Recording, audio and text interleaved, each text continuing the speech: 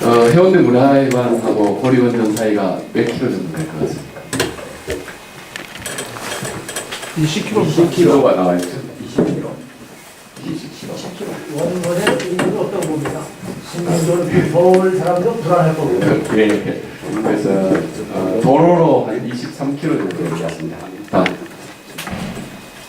24 도로로 직선거리가 아니고 도로로 한 24.24km라서 원전에 중대 사고가 일어났을 때 부산 시청도 한 30km 정도 되고요. 양산 시청도 한 30km 정도 있고 울산 시청도 한 27km 뭐 정도 됩니다.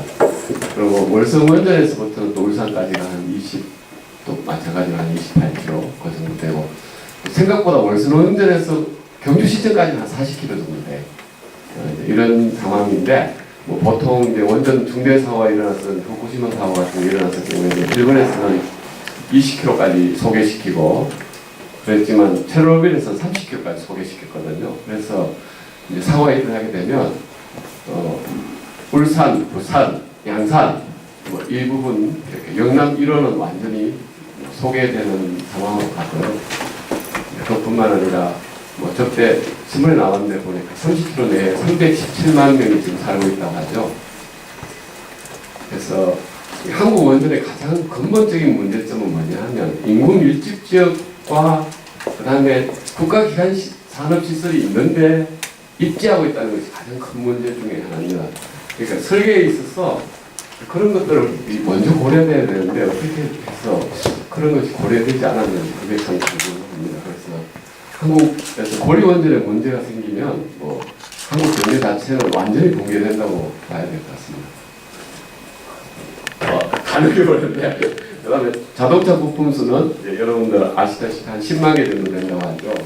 그런데 원전 부품수는 뭐 이게 자료가 이제 정확하진 않는데 하여튼 신문에 난 걸로는 400 내지 500만 개라고 합니다. 제가 이제 이걸 확실한 근거 데이터를 찾아보려고 했는데 좀 찾기는 어려웠고요. 하여튼 4,500만 개니까 예를 들어서 원전 부품의 설계가 100만 분의 1 정도의 실패 확률을 가진다고 생각해보세요. 1년에 그러니까 100만 분의 1 정도의 실패 확률을 가지면 1년에 4개 내지 5개는 반드시 고장난다는 계산을 할 수 있습니다. 간단한 산수를 해도. 그러니까 거대한 복합 시스템에서는 사고는 필연적이라는 것을 우리가 확률적으로 금방 계산할 수 있습니다. 원전 정보는 어디에 보통 있느냐 하면 한국 원전의 안전기술원에 들어가면 정보가 공개되어 있고요. 그 다음에 거기서 따로 만든 OPIS라는 부분이 있습니다. 거기에 들어가면 또 자료가 있는데 거기에서 직접 발췌한 겁니다. 고리 1호기의 지금 1978년부터 상업운전을 시작한 이래 2012년까지 고장 사고 건수를 통계로 잡은 건데요. 그래서 원전 사고는 언제 많이 일어나느냐, 고장과 사고는 많이 일어나냐, 처음에 많이 일어나고요. 그 다음에 후반에 가면 또 많이 일어납니다. 그래서 저희들이 이제 이 고장 함수를 욕조 함수라고 합니다. 욕조가 이렇게 생겼죠. 그래서 원전이 초기에 보통 고장 안 날 거라고 생각하지만 초기에 굉장히 위험합니다. 보시면 초기에 굉장히 많은 고장이 일어나고 있다는 것을 볼 수 있죠.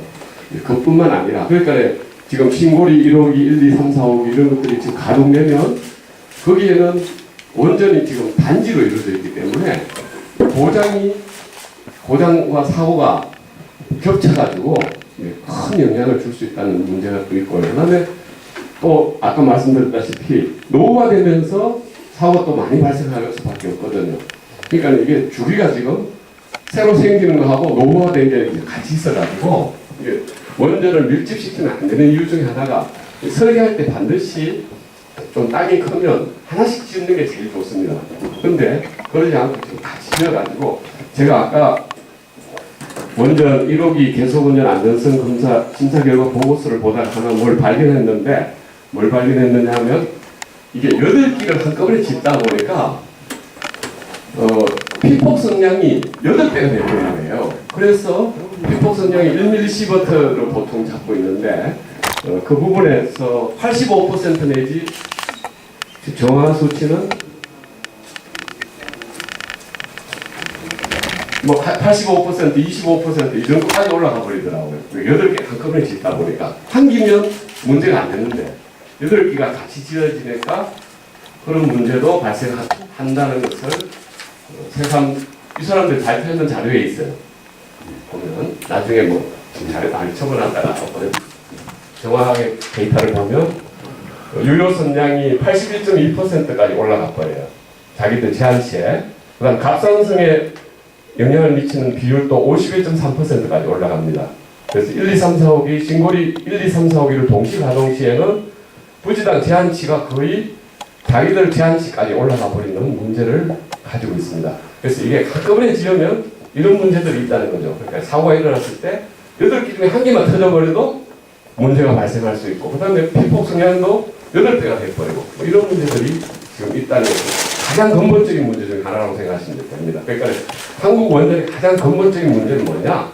인구 밀집 지역에 있고, 국가기관 시설이 있는 데 있고, 그 다음에 원자로를 같이 지어가지고 단지화시키는 것이 가장 큰 문제점 중에 하나라고 생각하시면 될 것 같습니다. 운전 사고는 아까 말씀드렸다시피 부품이 워낙 많다 보니까 400 내지 500만 개 정도 되다 보니까 사고라는 것이 불가피하게 일어날 수밖에 없다고 보고 있습니다. 그래서 이걸 사회학자들은 뭐 정산사고라는데 저는 다 용어가 잘못 만들어졌다고 생각하는데 하여튼간에 사고는 필연적이라고 볼 수 있는 겁니다. 그 사람 이야기가 원래 사고는 필연적이라는 말을 정산사고로 했어요. 사고라는 게 정상적인 상태에서 일어난다. 네, 그렇게 했는데 정산사고 하면 뭐 좀 그래도 괜찮은 것 같은 느낌은 그게 아니고 필연적으로 사고는 일어난다고 보고 있습니다. 그거는 이제 사회학자가 이야기하는 거니까 저는 사회학 물론 뭐 나쁘게 생각하지 않지만 공학적으로 계산은 아까 말씀드렸다시피 확률적으로 간단히 계산해봐도 우리가 사고는 1년에 4-5개의 부품 반드시 고장날 수밖에 없다는 것을 쉽게 계산할 수 있다는 얘기죠. 그 다음에는 뭐 스리마일 아일랜드가 경수로였어요. 우리나라에서는 경수로 안전하다 그러지만은 스리마일 아일랜드 경수로인데 이렇게 생긴 게 이제 보통 여기서 전기 발생기를 통해 가지고 터빈을 돌리는 시스템이 경수로죠. 그래서 우리나라에서는 안전하다고 하지만 경수로 안전하다고 하지만 경수로도 터졌죠, 사실은. 스리마일 아일랜드에서. 그래서 뭐 일어나는 걸 보면 아주 뭐 2차 냉각 펌프가 고장나고 그 다음에 보수하면서 밸브를 닫아둬서 비상 냉각 펌프가 불능 상태로 가고 그 다음에 압력 조절하는 PORV라는 것이 열리고 그 다음에 PORV 열렸는데도 불구하고 표시장치 오류가 돼가지고 그걸 제대로 처리를 못하니까 결국 원심용량 상태로 가서 문제를 일으키는 거죠. 네, 넘어가겠습니다. 이런 식으로 문제라는 것이 복합적으로 일어난다는 겁니다. 그러니까 단지 한 기계가 고장났다고 해서 괜찮다가 아니라 거기에 인적 오류가 겹쳐지고 그 다음에 뭐 계기 장치가 제대로 작동을 안 한다든지 이렇게 해가지고 소위 말해가지고 뭐 저희들 쉽게 이야기하는 머피의 법칙 이런 것들이 작용할 수밖에 없는 부분들이 존재한다는 거죠. 그래서 이런 문제를 저희들이 순한 문제라고 하지 않고 악한 문제라고 합니다. 문제 자체가 어렵다는 거죠. 문제 자체를 인간의 어떤 지적 능력으로 풀기가 그렇게 쉽지 않은 문제 중 하나라는 겁니다. 그러니까 순한 문제라는 것은 대부분의 문제들은 순한 문제죠. 뭐 물 마시고 이런 정도는 순한 문제지만은 400 내지 500만 개의 부품으로 구성된 시스템이라는 것은 설계자가 아무리 주의를 하더라도 반드시 오류를 낼 수밖에 없고 그다음에 운영 중에도 오류를 낼 수밖에 없는 그런 그러니까 인간의 어떤 지적 능력을 벗어나는 그런 정도의 복잡성과 이런 뭐 다루기 힘든 그런 문제라는 거죠. 그래서 우리가 이런 것을 악한 문제라고 합니다. 그래서 보통은 사람들은 순한 문제에 익숙해요. 그래서 모든 문제가 다 내가 다 풀 수 있다 이렇게 생각하지만은 실제로는 허점이 드러날 수밖에 없는 그런 것들이 있습니다. 그래서 나중에 그 예를 보여드리겠습니다. 넘어가겠습니다. 그래서 뭐 원전 형태는 가압수형, 비등수형, 천연우라늄 중수형, 흑연감속형 뭐 이런 것들이 있죠. 이건 이제 최근에 지어지는 것들이고, 그래서 한국에서는 주로 이제 가압수형, 그 다음에 월성 원전 같은 경우에는 천연우라늄 중수형이죠. 그다음 일본이 비등수형이고, 그 다음에 이제 주로 러시아 이런 데 있었던 것들이 흑연감속형이죠. 재밌는 건 이 모든 것이 다 한 번씩 터졌어요. 그러니까 상업 운전이 되는 이것 터지고 이것 터지고 이것 터졌거든요. 그래서 어느 게 더 안전하다 이렇게 주장하는 건 어불성설이에요. 그리고 또 중요한 거는 그러니까 소련에서 터지고 미국에서 터지고 일본에서 터지고 선진국에서 다 터진 거 아닙니까? 그러니까 안 터진 데는 지금 프랑스가 아직 안 터졌어요. 그 다음에 한국이 아직 안 터졌지만은 한국과 프랑스가 후보로 꼽히고 있죠. 앞으로 터질 가능성이 가장 높은 나라 중에 하나. 이렇게 이제 꼽히고 있는. 한국은 인구 밀도당 가장 원전을 많이 가진 나라 중에 하나라고 이야기하고 있습니다. 이게 이제 소위 말해가지고 과학경수로죠. 그래서 보통 여기가 150기압, 그 다음에 온도는 한 315도 뭐 이 정도 된다고 하죠. 그러니까 이 부분에서 열화도 많이 일어나고 열화, 그러니까 피로가 많이 쌓여가지고 금속 피로가 쌓여서 약해지거나 뭐 이런 문제도 발생할 수 있고, 그다음 방사선이 쬐니까 취하라고 해서 물러지기도 하고 뭐 이런 문제들이 발생하고요. 그다음 이제 고온, 고압, 고속 뭐 이런 것들이 지나다니니까 이 부분에서 누수가 생기거나 뭐 이렇게 되면 상당한 문제가 발생할 수 있는 부분이고요. 다음으로 넘겠습니다. 이게 이제 고리 1호기 설비 개선 현황이라고 해가지고 이 원자력 안전기술원에서 나온 자료를 제가 하나 복사해왔습니다. 그래서 이게 고리 1호기 모양이 그런데요. 이번에 문제를 일으킨 건 바로 이거죠. 디젤 비상전원, 이제 전원이 끊어지니까, 외부 전원이 끊어지니까 실제로 디젤 발전기가 가동돼야 되는데 가동을 안 시킨 거예요. 못 시킨 거죠. 고장이 나 있으니까. 그런데 대체 교류 발전기라는 것을 이 사람들이 만들어서 붙였다고 막 자랑을 했어요. 그런데 매뉴얼대로 그걸 운전을 못했어요. 정지되는 상황에서도 숙지를 못하고 있어가지고 이게 있다고 막 자랑해가지고 우리는 딴 데 없는 이것도 붙여놨다 이렇게 했지만 실제로는 가동을 안 했어요. 그리고 이게 가동이 안 되면 또 어떻게 되느냐면 여기에 보면 축전지가 있어요. 축전지가 한 30분 정도 설 수 있는 게 있거든요. 그런데 그것조차도 연결을 안 시켰어요. 그러니까 이게 사고라는 것이 기계 고장 하나 나면 그냥 괜찮을 것 같지만은 이걸 작동을 못 시킨다든지 아니면 이것도 연결을 못 시킨다든지 이런 문제로 가는 거죠. 결국은 거기다가 뭐 재수 없는 거 하나 정도 더 걸려버리면 사고로 이제 정말 큰 사고로 이어질 수 있는 그런 거죠. 그래서 이랬고요. 그리고 또 재밌는 건 딱 보면 다른 건 다 교체했는데 비싼 디젤 발전기는 교체를 안 했어요. 여기 다 연도가 나오거든요. 교체 연도들이 다 나와요.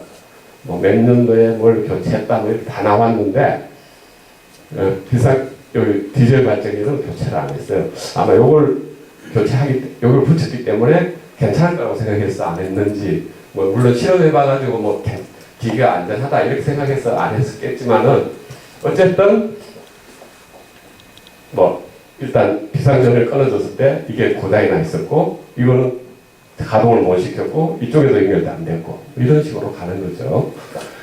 이게 비등형이죠. 비등형은 조금 온도도 반 정도밖에 안 되고 압력도 반 정도밖에 안 돼서 혹자들은 이게 더 안전하다고 해요. 아까 거기는 가압경수로니까 150 기압에 300도인데 이거는 한 75기압에 뭐 150도 정도 이 정도밖에 안 되는 거죠. 여기서 직접 끓이니까 안 되는 그런 식으로 이야기를 하긴 하는데 그거는 서로 장단점이 있기 때문에 설계상 장단점이 있기 때문에 그걸 어느 게 더 낫다 못하다 이렇게 전면적으로 이야기하기가 참 어려운 부분들이 있습니다. 그리고 공학이라는 것은 항상 사람들이 착각을 할 수 있어요. 공학이라는 것은 경제성이 없으면 공학이 존재할 수 없습니다. 왜냐하면 무지무지하게 강하게 만들 수 있어요. 그러면 경제성이 없다면 공학이 존재할 이유가 없거든요. 교량이라는 것도 무지무지하게 강하게 뭐 몇천 년 할 수 있게 만들 수도 있겠죠. 그러나 거기에 무지무지한 돈을 뭐 몇천조 이렇게 부어서 만들 수는 없는 거 아닙니까? 그래서 원자력 발전소라는 것을 만들 때 30년 수명이다. 그러면 얘들이 만들 때 한 40년 정도 더 쉽게 한다든지 아니면 30년에 견딜 수 있도록 만드는 거죠. 그런데 문제는 뭐냐 하면 한국 고리원전이 정확한 통계를 뒤로 넘겨보자. 고리원전이 2009년까지 고장정지 누계 건수 423건, 한국 원전의 고장 및 사고에 대한 원자력 100세에서 나오는 걸 보면 423건 중 보리 원전이 107회예요. 물론 보리 원전이 가장 오래됐으니까 많이 할 수는 있지만은 그러나 4분의 1을 점하고 있죠. 그죠? 4분의 1을 점하고 있고 그 다음에 보리 2호기도 많고 물론 원성 1호기도 많은 편입니다. 그 다음에 최근 자료, 어제 저녁에 제가 찾아본 자료를 보니까요. 어제 저녁에 제가 자료를 또 다시 봤어요. 보니까 78년부터 2012년까지 고장 사고가 657건이 났습니다. 그런데 그 중에서 고리 1호기가 난 게 129건이에요. 저것만 따지면 한 5분의 1 정도 되죠. 20% 이상을 차지하고 있죠. 그래서 가압경수든 비등수용이든 어쨌든 간에 높을 수밖에 없고 한국의 특히 고리 1호기는 높은 처음부터 많은 고장과 사고를 일으킨 그런 뭐라고 할까요? 그리고 뭐 가압열 충격을 미리 그러니까 배려하지 않고 설계가 됐다든지 뭐 이런 문제점들을 가진 그런 원전이었습니다. 그리고 심지어는 뭐 턴키 방식으로 받다 보니까 구체적인 자료도 잘 모르는 부분도 있는 그런 원전이라고 보시면 될 것 같습니다. 비동수용 원전이든 가압수용 원전이든 아직도 해결하지 않는 문제들이 있어요. 설계상. 그리고 이거는 MIT에서 지적하고 있는 것들이 이런 문제는 아직도 우리가 해결을 못했다. 이렇게 MIT 원자력공학과에서 학생들한테 가르칠 때 이야기하는 부분들입니다. 그러니까 예를 들면 이런 문제들은 아직 미해결이다. 그 다음에 이런 부분들은 조금은 해결되고 있다. 이런 식으로 이야기하고 있는 거죠. 네. 그리고 앞에 한 번.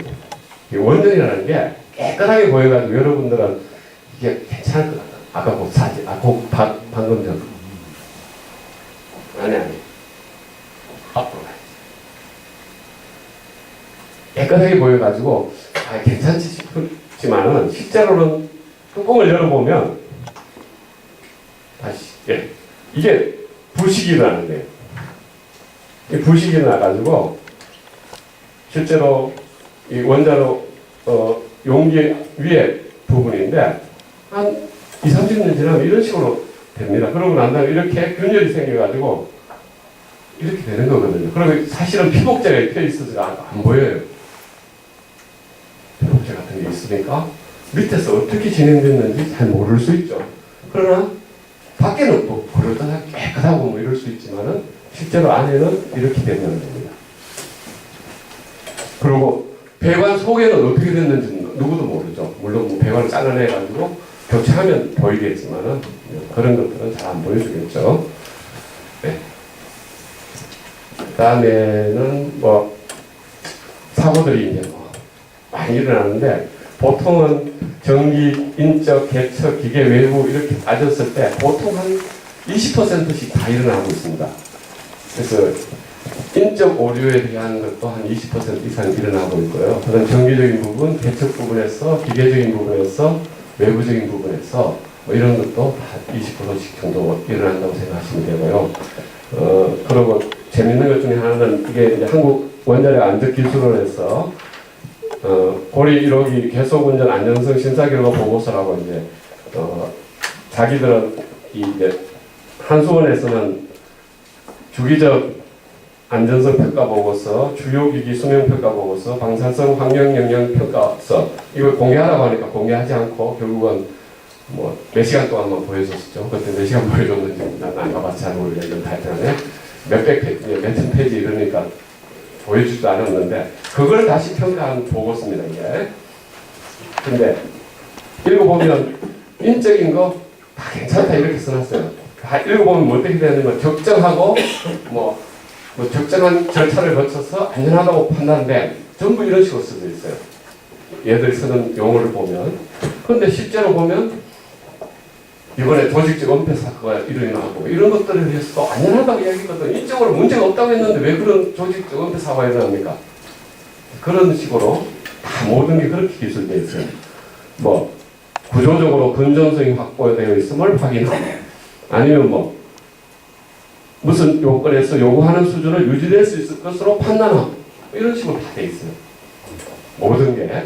그리고 이런 것이 안전기술원 같으면 그들이 예를 들면 한수원에서 자료를 조작해가지고 줬을 때도 그냥 책만 보고 그 사람들이 안전할 것으로 평가하고 책이야 완벽하게 줄 수 있는 거 아닙니까? 은폐 사고를 일으킬 수 있는 사람들이라면 데이터도 조작시킬 수 있다고 보는 건데 그랬을 때 이 사람들이 과연 실험을 제대로 했는 것을 직접 가서 참관해가지고 실험을 받는 건지 그런 건 전혀 없어요. 그냥 자료만 보고 안전할 것으로 판단하고 이런 식으로 돼 있어요. 네, 넘어가죠. 그 다음에 재미있는 것 중에 하나는 원자력 발전소에서 가장 중요한 사고가 노심손상 확률인 노심손상인데 이 확률을 이제 유럽에서는 5 곱하기 10의 마이너스 5성 나누기 원자로 열으로 되고요. 그 다음에 미국에서는 한 2 곱하기 10의 마이너스 5성 원자로 열인데 이게 자기들 주장하는 확률이에요.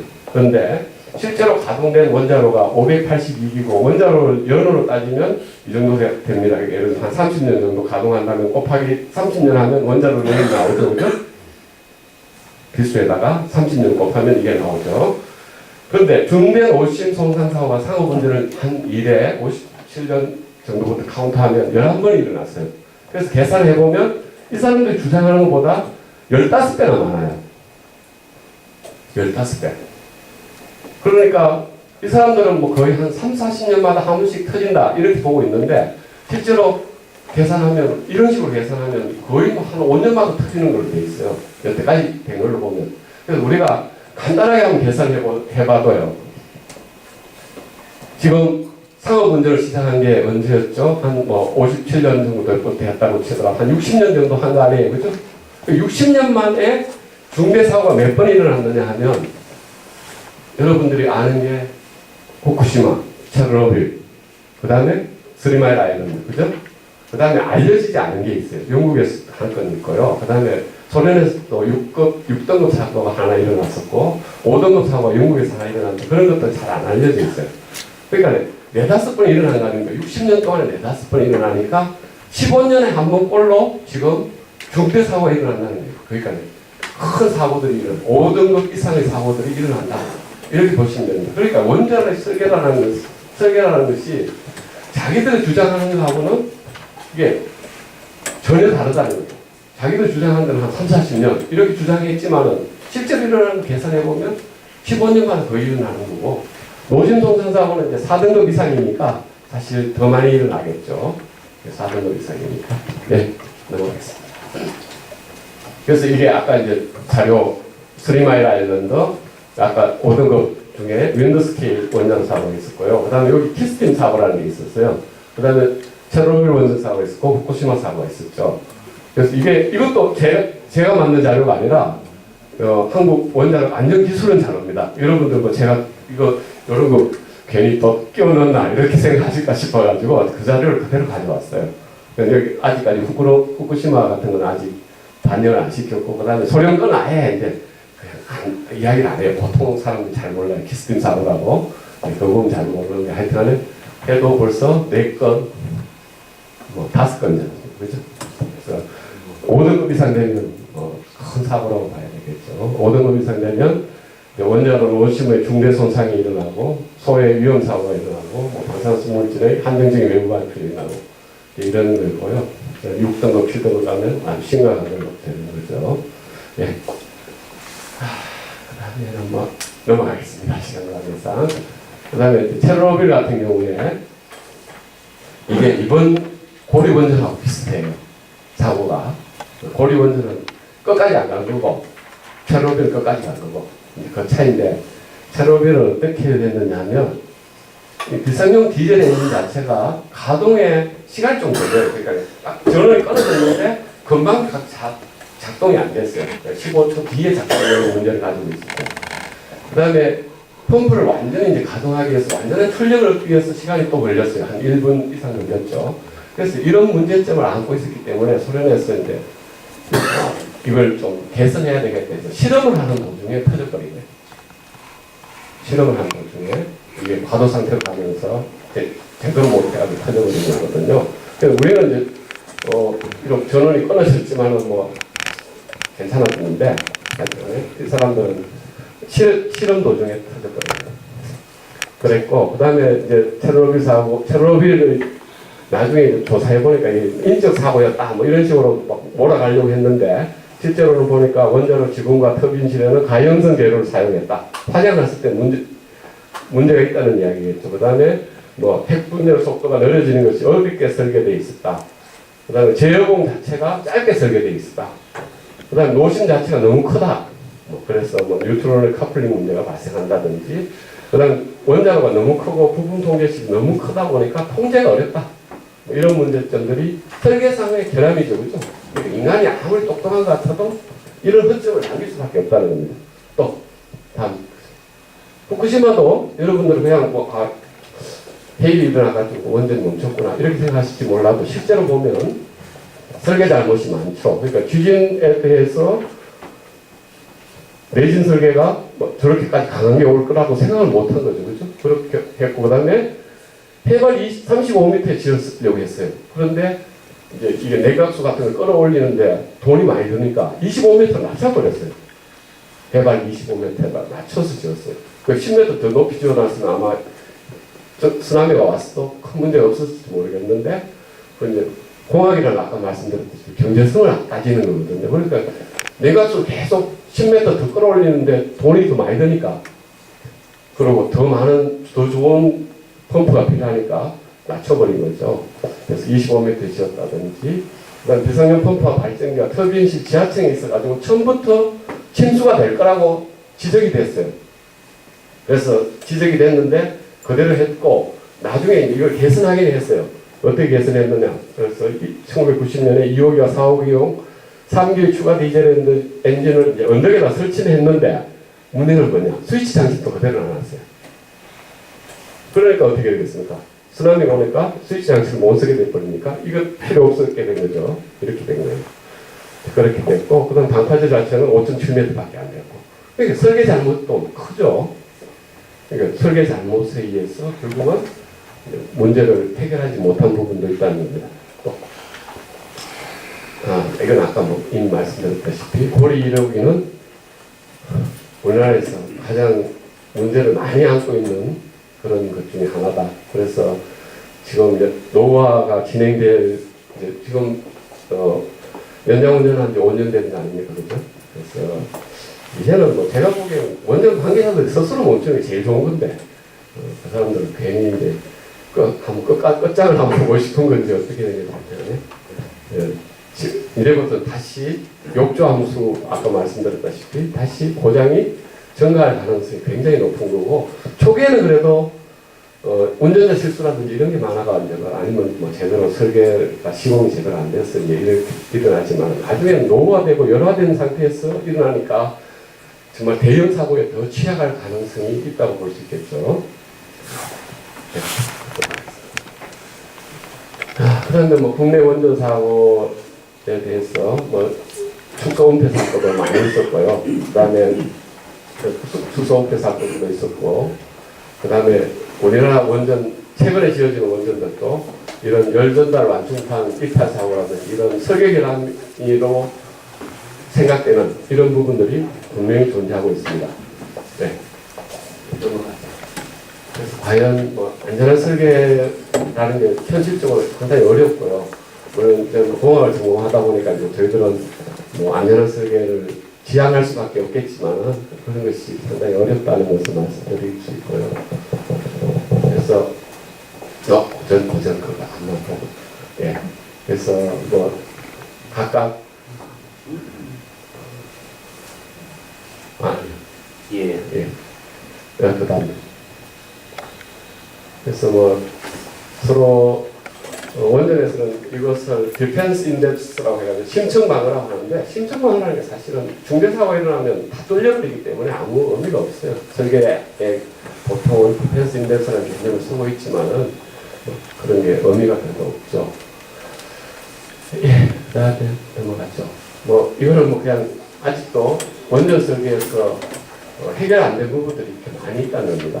그래서 원자로 용조의 완결성 문제라든지, 뭐 오수계통 성능의 문제라든지, 용접의 문제라든지, 뭐 균열 문제라든지, 화재의 문제, 안보 테러, 그다음 수질 오염의 문제, 그다음에 그보다 또 더한 것은 한국에서는 심지어 부품이 너무 많다 보니까 400 내지 500만 개 정도 되다 보니까 그 부품들이 이제는 생산이 안 되니까 그 부품을 구하기도 어렵고, 그 다음에 그렇다 보니까 어떻게 하느냐, 결국은 원소는 부품을 다시 가져가가지고 그걸 재생해가지고 들어오는, 그러면서 뇌물 왔다 갔다 하고 이런 문제까지 발생하고 있는 것이 지금 고립원전이죠. 그런 문제가 있다는 것을 아셔야 되고, 그 다음에 안전문화 부분에서 정말로 이번에 여러분 다 아시다시피 안전문화 부분에서는 전혀 믿을 수 없는 부분들이 있다는 것을 말씀드릴 수 있습니다.